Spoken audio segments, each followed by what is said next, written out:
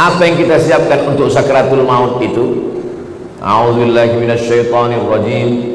Innal ladzina qalu rabbuna Allah tsumma istaqamu, orang yang selalu menyebut Allah kemudian dia istiqamah, tatanazzalu alaihimul malaikah, turunlah malaikat waktu dia mau sakratul maut, waktu ruhnya mau keluar dari jasad, turun dua malaikat.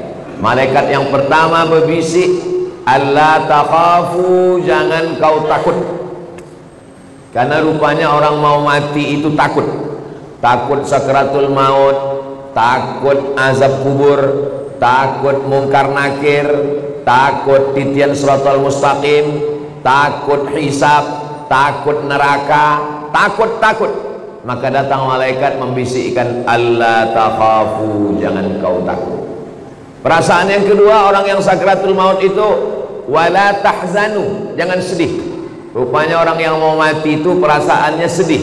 Sedih meninggalkan rumah, sedih meninggalkan anak, sedih meninggalkan bini, sedih meninggalkan BPKB, STNK, surat tanah, akte notaris. Sedih. Apa kata malaikat? Wala tahzanu, jangan kau sedih. Takutnya hilang, sedihnya melayang. Waktu itu hatinya kosong. Ketika itu malaikat membisikkan yang ketiga. Apa kata malaikat? Wa abshiru bil jannati allati kuntum tu'adun, berbahagialah engkau mendapatkan surga yang dijanjikan Allah Subhanahu wa taala. Mudah-mudahan kita termasuk yang mati husnul khatimah, insyaallah.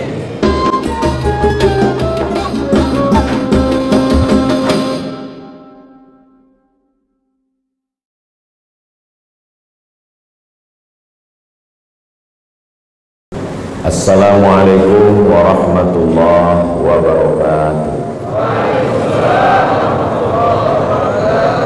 Alhamdulillah, Allahumma salli ala Sayyidina Muhammad wa ala ali Sayyidina Muhammad. Bapak-bapak, ibu-ibu, hadirin jamaah fardu subuh yang dimuliakan Allah Subhanahu wa ta'ala. Man shollat subha fi jama'atin, siapa yang sholat subuh berjamaah, faka'annama shallal laila kullah, dapat pahala seperti sholat sepanjang malam.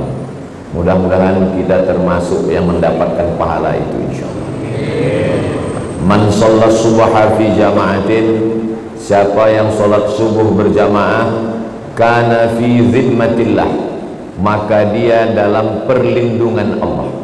Jadi kalau mau kita dapat lindungan Allah, anak kita dapat lindungan Allah, maka istiqomahkan sholat subuh berjamaah.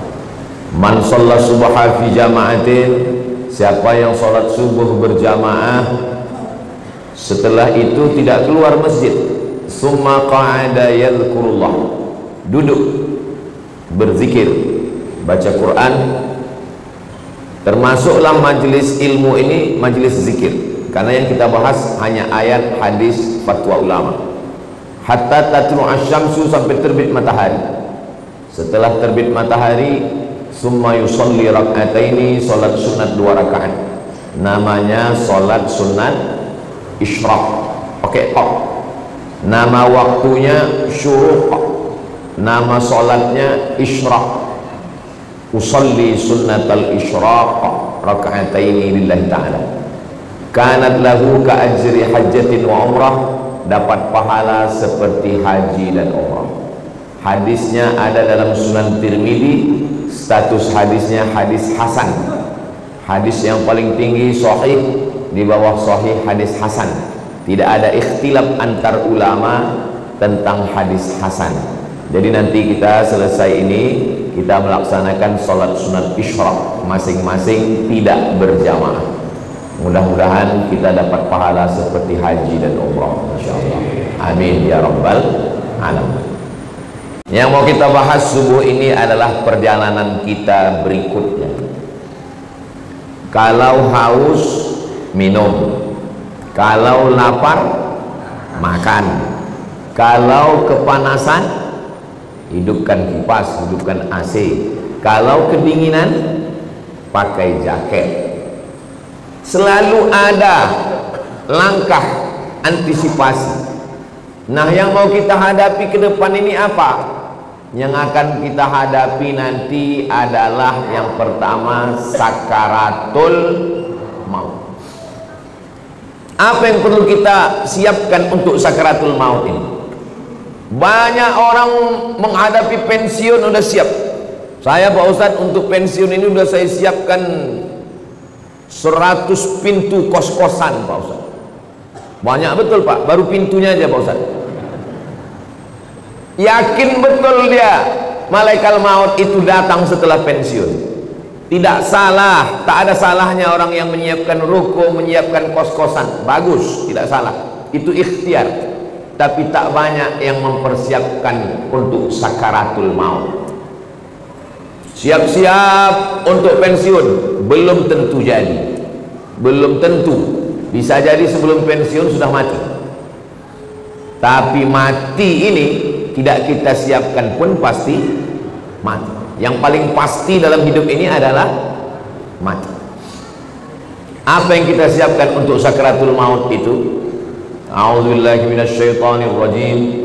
Innal ladzina qalu rabbuna Allah tsumma istaqamu, orang yang selalu menyebut Allah kemudian dia istiqamah, tatanazzalu alaihimul malaikah, turunlah malaikat waktu dia mau sakaratul maut, waktu ruhnya mau keluar dari jasad, turun dua malaikat. Malaikat yang pertama berbisik, alla takhafu, jangan kau takut. Karena rupanya orang mau mati itu takut. Takut sakaratul maut, takut azab kubur, takut mungkar nakir, takut titian siratal mustaqim, takut hisab, takut neraka, takut. Maka datang malaikat membisikkan, alla takhafu, jangan kau takut. Perasaan yang kedua orang yang sakaratul maut itu, wala tahzanu, jangan sedih. Rupanya orang yang mau mati itu perasaannya sedih. Sedih meninggalkan rumah, sedih meninggalkan anak, sedih meninggalkan bini, sedih meninggalkan BPKB, STNK, surat tanah, akte notaris. Sedih. Apa kata malaikat? Wala tahzanu, jangan kau sedih. Takutnya hilang, sedihnya melayang. Waktu itu hatinya kosong. Ketika itu malaikat membisikkan yang ketiga. Apa kata malaikat? Wa abshiru bil jannati allati kuntum tu'adun, berbahagialah engkau mendapatkan surga yang dijanjikan Allah Subhanahu wa taala. Mudah-mudahan kita termasuk yang mati husnul khatimah insyaallah. Apa syaratnya? Apa syaratnya supaya kita dapat macam yang disebutkan dalam ayat ini? Syaratnya kata Allah, qalu rabbuna Allah tsumma istaqam. Istiqamah menyebut Allah. Bisa subhanallah, bisa alhamdulillah, bisa Allahu akbar, bisa la haula wala quwata illa billah. Afdalul dzikri fa'lam annahu la ilaha illallah. Makanya orang kalau dia ikut tarekat Naqsabandiyah, zikirnya Allah Allah Allah Allah Allah Allah Allah Allah Allah Allah. Alladzina yadhkuruna Allah, orang yang menyebut Allah qiyaman, waktu tegak, wa qu'udan, waktu duduk, wa ala junubihim, waktu berbaring. Duduk, tegak, berbaring, selalu mengingat Allah. Itu makanya melihat wajah di cermin menyebut Allah. Allahumma kama hassanta khalqi fahassin khuluqi. Masuk masjid menyebut Allah. Allahumma ftahli abwaaba rahmatik. Keluar masjid menyebut Allah. Allahumma inni as'aluka min fadlik. Masuk ke WC menyebut Allah. Allahumma inni a'udzubika minal khubuthi wal khaba'is. Mau tidur menyebut Allah. Bismika Allahumma ahya. Yang dibaca mau tidurnya. Jadi kalau mau husnul khatimah, jangan berhenti menyebut Allah, Allah, Allah, subhanallah, walhamdulillah, la ilaha illallah, wallahu akbar. Macam mana sakitnya mati itu? Nabi Isra Mi'raj berjumpa dengan yang orang sudah mati beribu tahun. Sudah berapa lama kalian mati? Ribuan tahun. Macam mana rasanya mati itu? Macam kambing dikuliti hidup-hidup, macam mata kail pancing ditarik dari kulit yang basah, macam tebasan pedang beratus kali di tempat yang sama. Makanya kita selalu berdoa dalam doa selamat, Allahumma hawwin alaina fi sakaratil maut, ringankan kami waktu sakaratul maut. Tulis di YouTube itu sakaratul maut titik, nampak nanti orang yang mati, pembawa acara TV mati, orang sedang pidato mati, yang paling banyak mati orang yang sedang angkat berat, rupanya tak tahan jantung itu mati, orang sedang jogging mati. Nah, jadi mati ini kapan saja bisa terjadi. Apakah orang yang mati semalam itu sehari sebelumnya sadar dia mau mati? Tidak. Tiba-tiba aja datang kematian itu. Wajaa, datang dia sakratul mauti bil haq. Dia datang tiba-tiba. Hari ini kita usap kepala anak yatim, besok pagi kepala anak kita diusap orang sebagai anak yatim. Hari ini saya bicara mati, bisa jadi belum selesai tausiah ini saya sudah mati. Maka jangan pernah takut cerita tentang mati, karena kita semua akan mati. Kita sekarang hidup, resiko hidup adalah mati. Takut hidup, takut mati, jangan hidup. Takut mati, jangan hidup. Takut hidup, mati saja. Karena ketika kita berani menghadapi hidup, berarti kita sudah berani menghadapi mati. Yang kita persiapkan itu adalah mati dengan husnul khatimah, insyaallah. Apa yang sering kita dengar, apa yang sering kita tengok, apa yang sering kita pikirkan, itulah yang akan datang waktu sakaratul maut. Terlentang kita di masjid ini, maka yang kita tengok adalah alhamdulillah, alhamdulillah, alhamdulillahi rabbil alamin. Itu maka kaligrafi ditulis di dinding supaya apa? Supaya mata menengok. Kalau bawa mobil dari Makkah ke Madinah, dari Makkah ke Jeddah, di pinggir jalan, subhanallah walhamdulillah la ilaha illallah wallahu akbar. Kenapa di pinggir jalan itu ditulis? Supaya kalau mati husnul khatimah. Beda tempat kita, di pinggir jalan yang tulis iklan es krim sama skincare. Makanya matinya bukan nyebut Allah, kredit. Apa yang sering kita dengar, apa yang sering kita tengok, apa yang sering kita pikirkan, itulah yang akan datang waktu sakaratul maut. Ada orang koma di masjid di Rumah Sakit Cipto Mangunkusumo Jakarta. Koma, belum titik lagi, masih koma, tidak sadar-sadar. Kata dokter, bawa orang ini ke rumah karena sudah tak ada harapan hidup. Ini tinggal menunggu aja lagi. Obat sudah tak ada sampai masanya mati nih nanti. Akhirnya anak istrinya pun dah menyiapkan mau bawa pulang ke rumah. Begitu mau dibawa pulang ke rumah, tiba-tiba duduk dia. Dokter pun terkejut, anak bininya pun terkejut. Kok sadar dia lagi? Akhirnya ditanyalah orang ini, Bapak kan koma? Iya. Di dalam koma itu apa yang Bapak rasakan? Aku tak ingat apa-apa. Terus kenapa tiba-tiba sadar? Tiba-tiba datang Ustaz Somad. Apa kata dia? Ditanyanya saya, kapan kau buat tablik akbar? Akhirnya saya pun terduduk. Pokoknya nanti kita buat tablik akbar di kampung. Akhirnya dibuatnya lah acara di tepi Danau Maninjau. Nama acaranya Pulang Basamo. Akhirnya saya datangi bapak ini, dia dari Jakarta. Apa betul Bapak koma di Rumah Sakit Cipto Mangunkusumo? Betul Pak Ustaz. Terus dalam koma itu apa yang Bapak rasakan?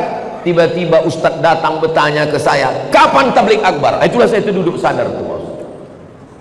Lama saya menung. Jangan-jangan aku ini udah wali. dua gendangnya, kalau tak wali murid, wali kelas. Saya ini orangnya rasional. Saya selalu penasaran, kenapa bisa saya datang ke dalam komanya itu. Lalu saya tanya dia, Bapak kalau pagi apa yang Bapak lakukan? Saya hidupkan handphone, saya dengar tonton YouTube Ustaz. Oh. Kalau Bapak sampai di tempat kerja, apa yang Bapak lakukan?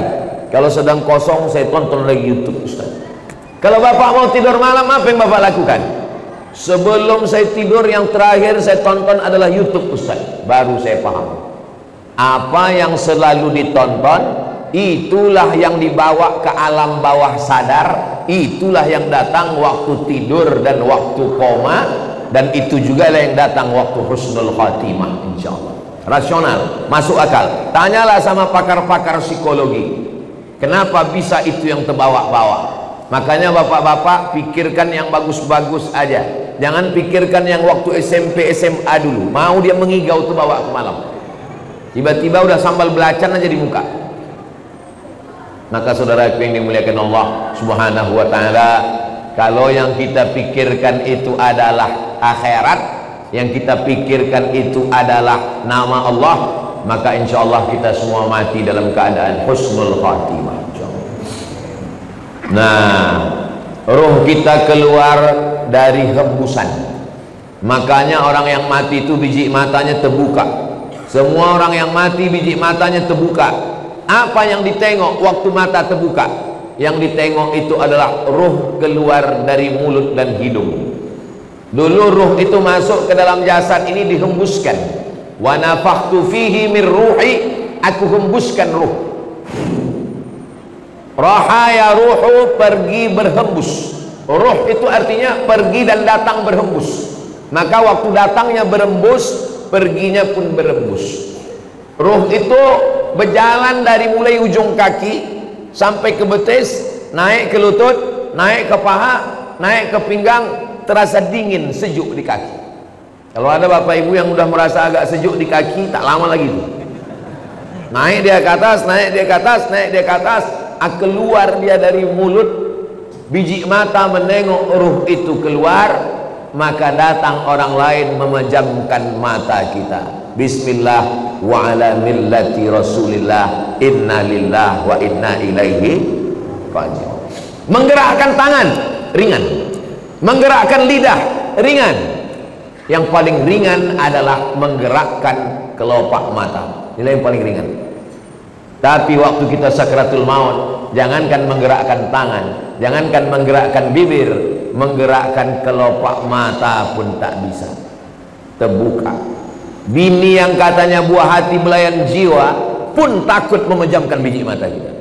Datang anak ke masjid memanggil tuan imam, Pak Imam, tolonglah datang ke rumah. Ayah kami matanya tak tertutup-tutup dari tadi malam.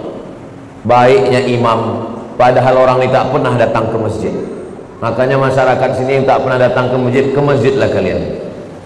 Untuk apa Ustaz sampaikan ini? Bukan orang ini datang, kirimkan video ini ke dia. Jangan sampai nanti akhirnya tuan imam yang datang ke rumah dia hanya untuk menutupkan kelopak matanya, dan akhirnya jenazahnya dibawa juga ke masjid. Seumur hidup ke masjid cuma 2 kali. Yang pertama akad nikah, yang kedua inna lillah. Mudah-mudahan kita istiqomah menghidupkan masjid ini insyaallah. Lalu kemudian setelah ditutupkan, kita pun ruh keluar dari jasad. Lalu kemudian kemana pergi ruh itu? Ruh itu dibawa oleh malaikat. Dalam hadis riwayat Imam Ahmad bin Hanbal, ruh dibawa di atas kain kafan dari cahaya. Lalu kemudian mengetuk pintu langit. Lalu kemudian malaikat yang menjaga pintu langit menengok ruh. Apa kata malaikat penjaga pintu langit? Inilah orang yang amalnya kami tengok 2 kali sehari. Habis subuh, malaikat yang menjaga di waktu malam datang membawa amal dia. Habis maghrib, malaikat yang menjaga di waktu siang datang membawa amal dia. Amalnya kami tengok 2 kali sehari, tapi orangnya baru ini kami jumpa. Itulah makna orang yang dirindukan oleh para malaikat. kam min masyhurin fil ardi walam yakun ma'rufan fis sama.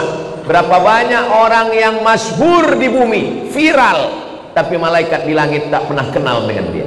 Tapi berapa banyak orang yang di dunia tak viral, tak dikenal orang, tak punya akun Facebook, Twitter, WhatsApp, tapi malaikat-malaikat penjaga pintu langit sudah lama merindukan dia, karena malaikat selalu membawa amal-amal dia. Mudah-mudahan amal-amal kita termasuk yang selalu lalu lalang di lalu lintas langit, dan orangnya masih di bumi, masyhur di bumi, masyhur juga di langit. Tak perlu masyhur di bumi, yang penting masyhur di antara malaikat penjaga pintu langit, insyaallah. Amin ya rabbal. Ini malaikat yang ikut sholat subuh bersama kita ini, habis itu dia bawa amal kita. Lalu malaikat penjaga pintu langit menengok, oh amal si fulan tahajud tadi malam, amal si fulan sholat sunat hajat tadi malam, amal si fulan berzikir tadi malam, amal si fulan sholat subuh berjamaah. Amalnya ditengok malaikat tiap hari, tapi orangnya masih berjalan di atas muka bumi sampai akhirnya kita pun mati, lalu ruh itu dibawa oleh para malaikat. Kenapa ada orang yang waktu penutup mukanya dibuka tersenyum? Kata Ustaz Somad, mati itu sakit. Kenapa ada orang yang mati tersenyum? Karena sebelum dia mati, malaikat mengepakkan sayapnya, lalu di sayap itu dia sudah menengok tempatnya di surga. Begitu nampaknya tempatnya di surga, tersenyum dia. Saat dia tersenyum itulah malaikat mencabut nyawanya. Maka ada yang mengalahkan sakit. Yang mengalahkan sakit adalah menengok tempat di surga. Mudah-mudahan kita termasuk orang yang menengok tempat kita sebelum kita mati. Ustaz Somad sudah pernah menengok tempat Ustaz di surga? Saya jangankan menengok tempat di surga, menengok tempat parkir mobil pagi ini pun tak tahu saya. Karena menengok tempat di surga itu nanti ketika kita mau sakratul maut. Masa iya Pak Ustadz, sakitnya mati bisa dikalahkan? Itu logikanya begini, rasionalnya begini. Ibu habis melahirkan anak, sobek dagingnya, mohon maaf, sakit. Tak usah saya ceritakan sakitnya, nanti kalau saya ceritakan ibu-ibu, alah macam pernah aja Ustadz itu. Ibu sedang terbujur sekarang di rumah sakit, baru saja disobek dokter kulitnya, koyak mengeluarkan bayi. Tak lama kemudian datang bidan membawakan bayi, lalu ibu pun menggendong anak itu. Ibu senyum atau tidak? Senyum. Yang saya tanya, sakit atau tak sakit?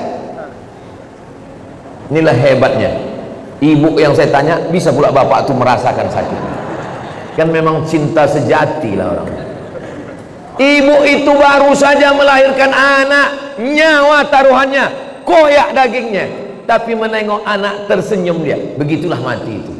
Sakit, tapi sakitnya kalah. Kenapa? Karena menengok tempat di surga, ditunjukkan Allah. Itu salah satu tanda husnul khatimah. Orang yang husnul khatimah itu irqul jabin. Irqul jabin, berkeringat jabin di atas kening atasnya. Kenapa? Kenapa orang yang mati husnul khatimah itu berkeringat di atas jabin ini? Karena malu. Biasanya orang kalau malu kan merah wajahnya karena tersipu malu. Maka orang yang meninggal menengok tempatnya di surga, malu dia karena amalnya tak seberapa. Aku amalku rasanya tak seberapa, kenapa besar kali balasan yang kau kasih ya Allah. Maka salah satu tandanya adalah irqul jabin, keluar macam keringat kecil di atas. Tapi jangan pula gara-gara ini biar supaya suami ibu disangka husnul khatimah, begitu mati langsung semprotkan air ke keningnya. Itu tak usah dibuat-buat, serahkan aja kepada Allah Subhanahu wa ta'ala. Ini yang saya sampaikan ini menurut hadis-hadis yang sahih, supaya kita bersiap-siap. Maka jangan lupa berzikir. Zikir ini banyak kali Pak Ustadz. Kata guru saya Syekh Umar Al-Ma'ruf Ali, dia keturunan dari Syekh Muhammad Tayyib. Syekh Muhammad Tayyib ini murid langsung dari Syekh Muhammad bin Abdul Karim Samman dari Madinah. Kata dia, Abdul Somad, kalau kau payah memilih-milih zikir yang banyak, kau amalkan aja 3. Yang pertama istighfar, yang kedua solawat, Yang ketiga, la ilaha illallah. Istighfar itu membersihkan cawannya. Ini cawan kotor, kalau dituang air zam-zam ikut jadi kotor. Bersihkan dulu, membersihkan cawannya dengan istighfar. Astaghfirullahaladzim, astaghfirullahaladzim, astaghfirullahaladzim, astaghfirullahaladzim, astaghfirullahaladzim. Bisa 100 bagus, bisa 200 bagus, bisa 1000 bagus. Setelah istighfar, baru kemudian wangikan dia, harum semerbak. Mewangikannya itu sholawat. Allahumma salli ala Sayyidina Muhammad wa ala ali Sayyidina Muhammad. Allahumma salli ala Sayyidina Muhammad wa ala ali Sayyidina Muhammad.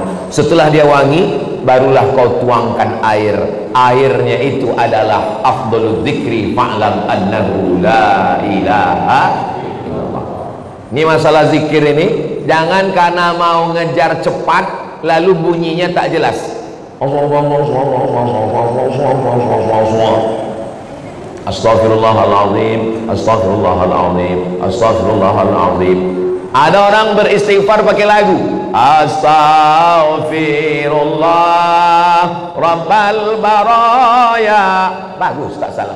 Ada orang istighfar pakai suara. Astaghfirullahaladzim, astaghfirullahaladzim, astaghfirullahaladzim. Bagus. Saya Pak Ustadz lebih khusyuk kalau dalam hati. Bagus.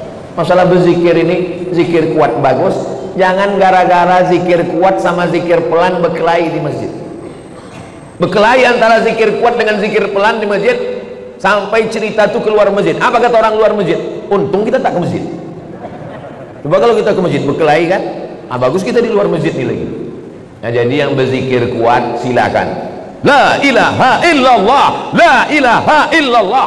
Bagus, tak salah. Yang berzikir pelan bagus. La ilaha illallah, la ilaha illallah.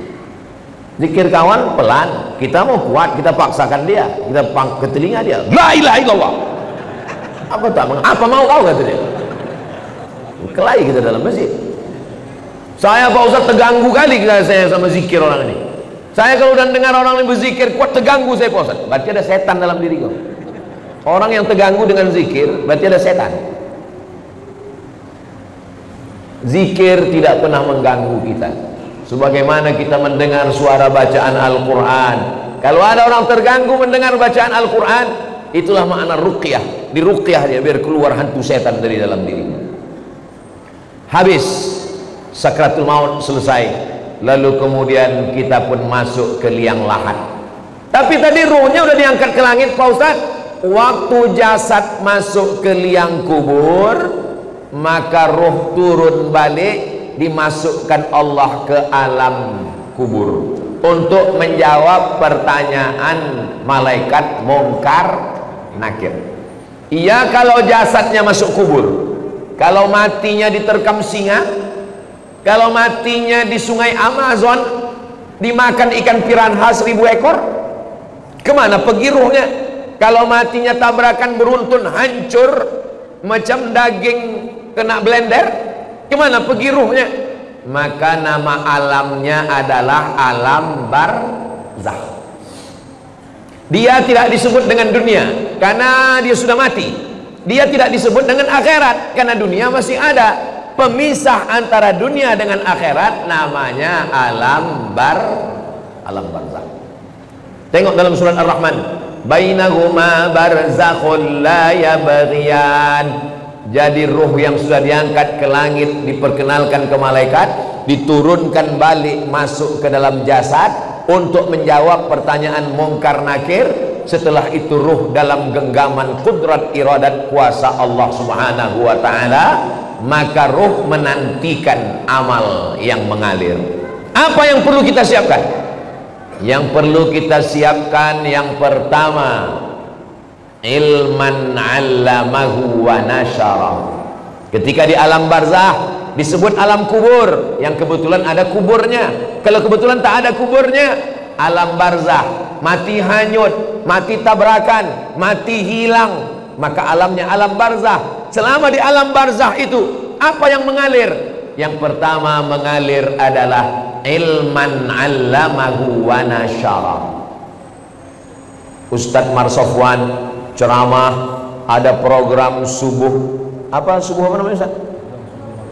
pejuang subuh Nongsa, dilanjutkan oleh anak-anak pejuang subuh Nongsa, mengalirlah pahalanya ke beliau. Bang Hardihud dosen sampai ke Indragiri Hilir, dosen sampai ke Sungai Guntung, mengajar ke sana kemari, mengalirlah pahalanya.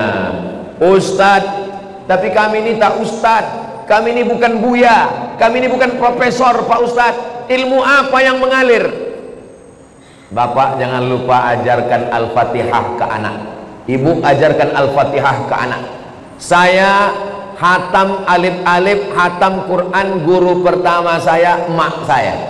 Jadi sampai hari ini kalau saya ngajar di mana-mana, itu pahalanya mengalir ke almarhumah emak, ke almarhum ayah saya.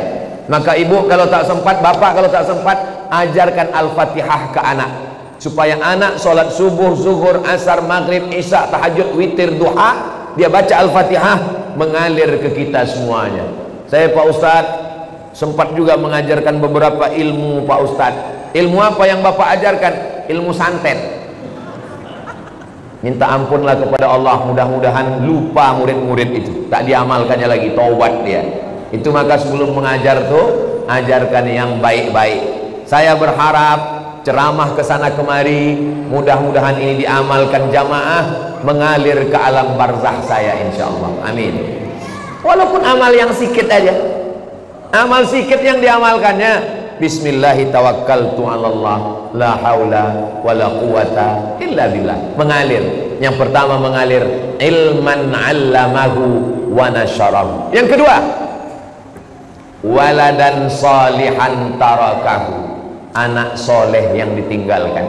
Bangun anak soleh itu malam, tahajud dia, berdoa dia, Rabbil firli wali walidayya warhamhuma kama rabbayani shaghira, mengalir pahalanya. Sekarang saya ceramah ini di Batam, almarhumah emak saya, almarhum ayah saya menengok amal saya secara live. Mana dalilnya? Dalilnya Quran. Wa qul i'malu, beramallah kamu, fasayarallahu amalakum. Yang menengok amal kamu itu ada tiga. Yang pertama Allah, yang kedua Rasulullah Nabi Muhammad menengok amal kita, yang ketiga wal mu'minun, orang beriman. Apa kata tafsir Ibnu Katsir?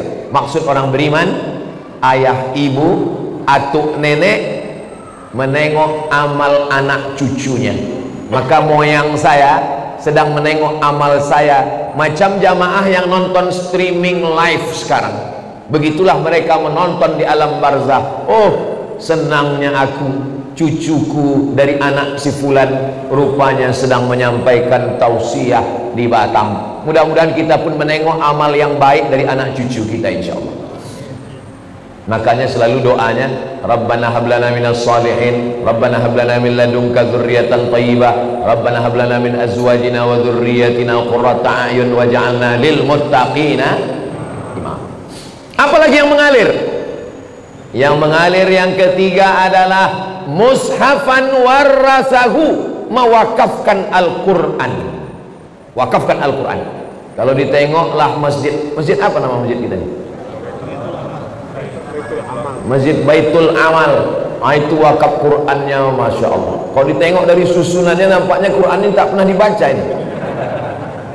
Janganlah begitu Pak Ustadz. Ini Quran ini disusun rapi ini karena mau pengajian subuh ini. Kalau tidak ada pengajian tunggang langgang lintang pukang juga Quran ini.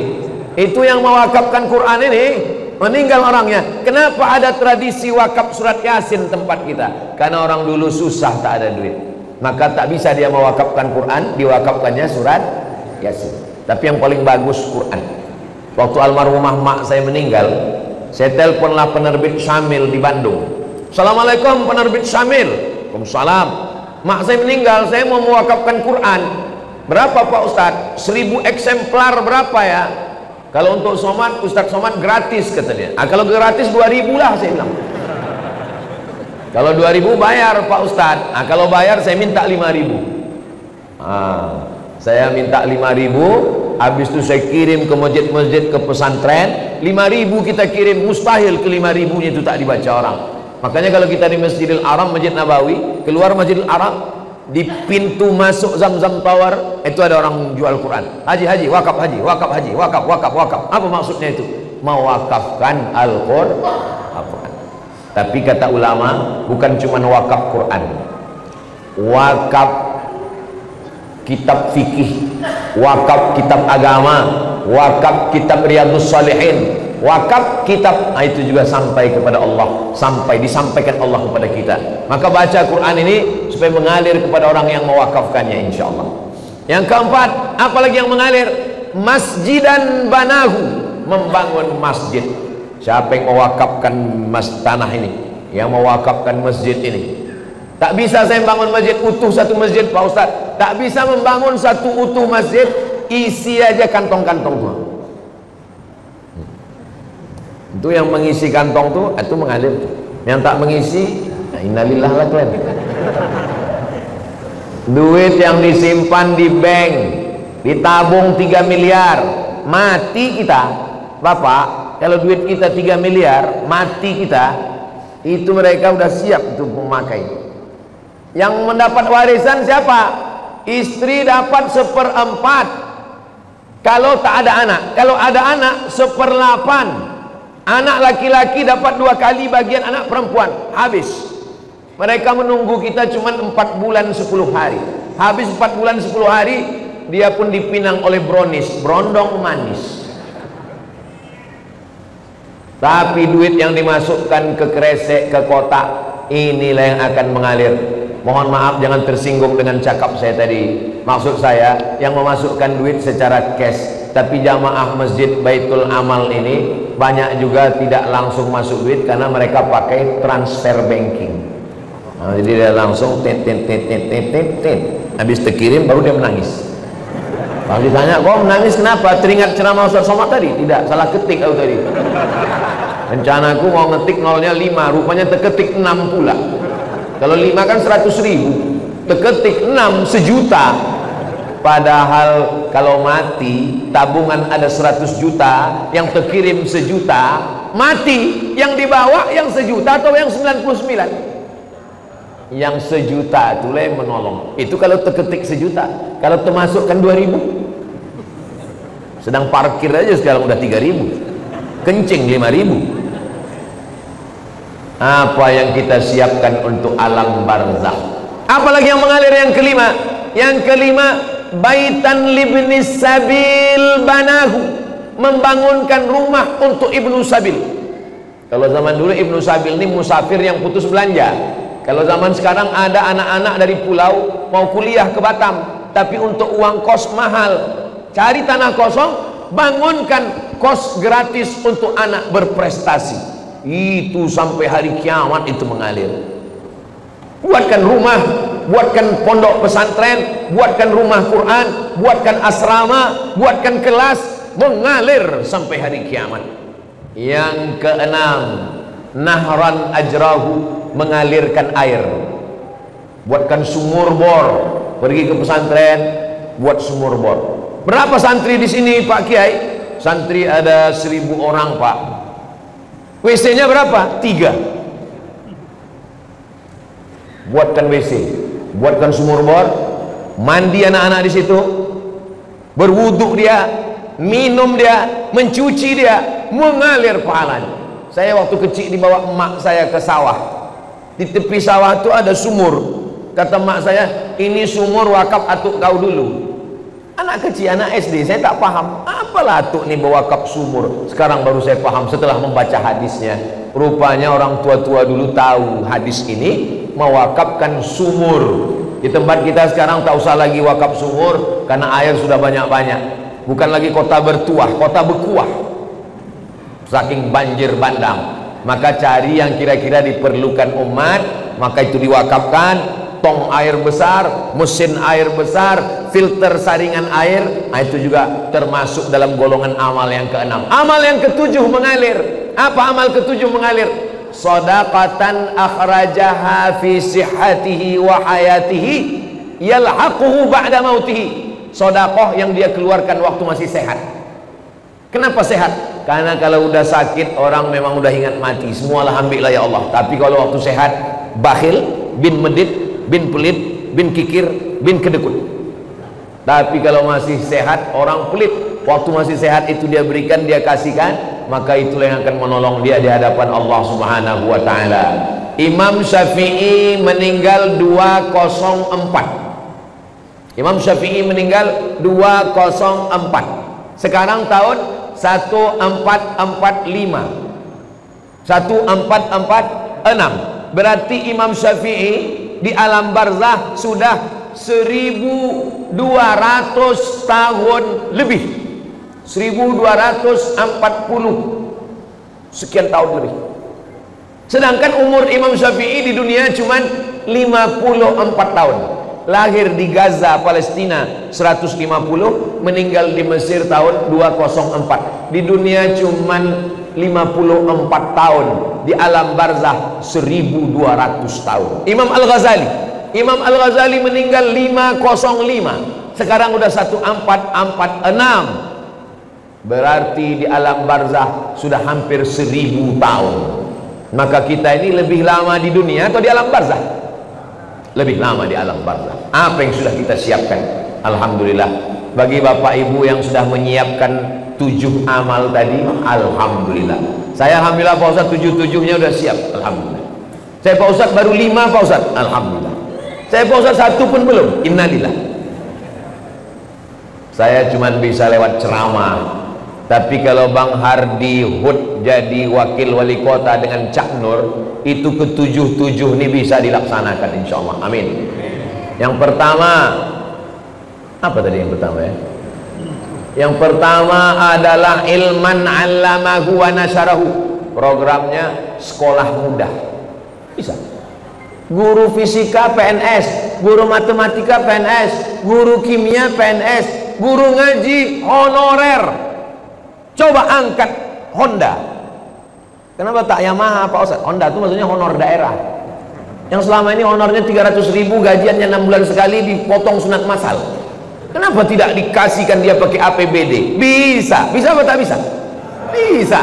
Saya ketemu dengan Bupati Morowali, Sulawesi Tengah. Bupati Morowali selama jadi bupati mengirim anak Morowali 70 orang ke Yaman, Tarim atau mau. Bisa. Pas makan dengan bupati saya tanya, betul Pak Bupati mengirim 70 anak ke Yaman? Betul Pak Ustadz. Bapak tanggung semua, ongkosnya, asramanya, kuliahnya, makannya, bersih semua ditanggung APBD. Dari mana duitnya Pak? Dari APBD dan dari Basnas. Bisa Pak Ustadz. Apa Bapak nggak takut ditangkap KPK? Saya sudah dipanggil Pak Ustadz. Pas dipanggil ditanya, kenapa banyak uang? Pendidikan adalah tanggung jawab negara. Nggak ditangkap Bapak? Sampai sekarang belum Pak Ustadz. Ini masalah keberanian aja. Untuk apa punya kekuasaan kalau tidak dipakai untuk amal jariah? Ilman 'allamahu wa nasyarahu. Bisa. Mushafan warasahu, mewakafkan mushaf, sangat bisa.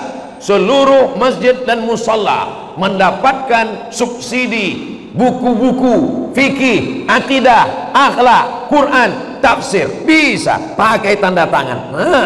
Bisa. Kalau saya ceramah, berapa masjid lah yang bisa saya isi? Tapi kalau tim UAS ini kita dudukkan, maka insya Allah amal jariah ini kita pun juga akan mendapatkannya insya Allah, amin ya rabbal.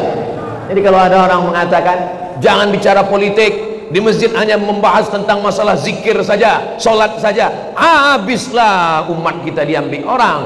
Umatnya umat kita, tapi suaranya diambil orang. Sama macam susu sapi. Kata orang susu kambing, padahal susu sapi. Sapi punya nama, sapi punya susu, kambing punya nama. Saya tidak mau begitu. Jamaah di mana-mana saya arahkan. Masalah dia mau dengar tidak dengar, yang penting saya sudah sampaikan. Kalau tuan pergi sholat Jumat, jangan lupa bawa kain. Kalau sudah ada tim Ustadz Somad, jangan lagi pilih yang lain. Allahu Akbar. Jadi yang kita bahas subuh ini, tadi saya mulai jam 5, sekarang pas jam 6. Selama 1 jam ini yang saya sampaikan adalah baru 2, persiapan sakratul maut, dan setelah itu adalah apa yang kita siapkan di alam barzah. Habis alam barzah, kiamat, apalagi yang kita siapkan? Nanti kita lanjutkan setelah pelantikan Bang Hardi insyaallah. Cak Nur dan Bang Hardi. Di akhir majelis Mari, maghrib jam berapa di Batam? Jam 5.55. Jadi jam 5.55 sudah boleh sholat sunat isyraq. Kalau tak tahu jam berapa matahari terbit, untuk daerah Sumatera tidak sama dengan daerah lain. Untuk daerah kita di bagian Sumatera Utara, di Aceh, di Riau, Kepulauan Riau, itu tengok waktu maghrib.